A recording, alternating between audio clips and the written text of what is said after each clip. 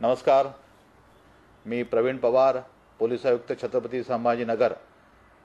शहरामध्ये आपल्या युद्धजन्य परिस्थितीच्या पार्श्वभूमीवरती महानगरपालिका, त्याचबरोबर जिल्हाधिकारी कार्यालय आणि इतर सर्व प्रशासकीय यंत्रणा यांचा समन्वय साधून भविष्यात गरज पडल्यास ब्लॅकआउटचे देखील नियोजन करण्यात आलेले आहे।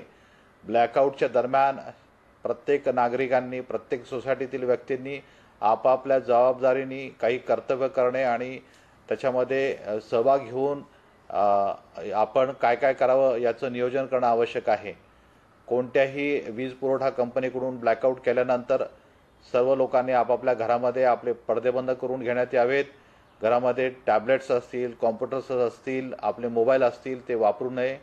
कुठल्याही प्रकारे घरातील प्रकाश, कारण की घरामध्ये जनरेटर असू शकतं, UPS बॅकअप असू शकतं, ते देखील स्विच ऑफ करण्यात यावं।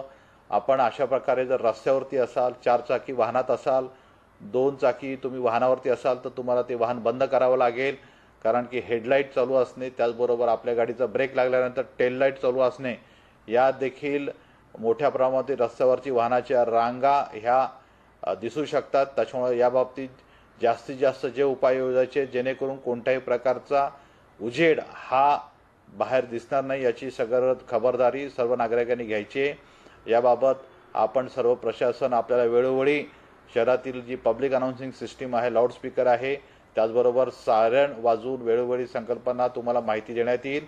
त्या प्रकारे आपण सर्वांनी यंत्रणेला, प्रशासनाला योग्य ते सहकार्य करावे ही आपल्या सर्वांना विनंती। धन्यवाद।